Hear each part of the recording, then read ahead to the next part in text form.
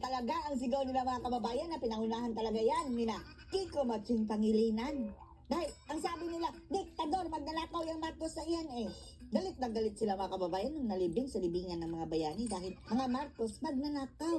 Hukayin ang katawan ng dating diktador. Hukayin natin ha. Bago pa lang niyutering, ayon pa kay Dan Fernandez, ni VP Sara mga kababayan na hukayin ang labi ni Marcos Sr. at itapon sa West Philippine Sea, ay nauna na itong sina Matching na nagpaplanong hukayin ang mga Marcos dahil diktador at magnanakaw. Itong pangyayaring ito, sa araw na ito, ay nilibing ang isang magnanakaw at diktadura. Magnanakaw at diktadura. One eternity Later. One eternity later mga kababayan. No.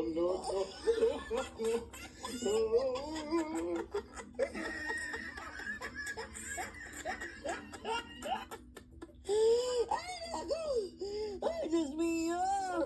Hukayin pa mo.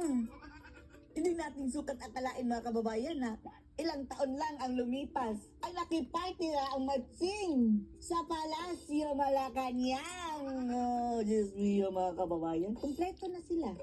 As in, kompleto na talaga mga kababayan ang mga animal dyan sa palasyo. Di ba may mga buwaya, may mga kuting, may mga ahas, mayroon na ngayong Matching. Mayroon ding mga baboy mga kababayan, hindi natin sasabihin kung sino.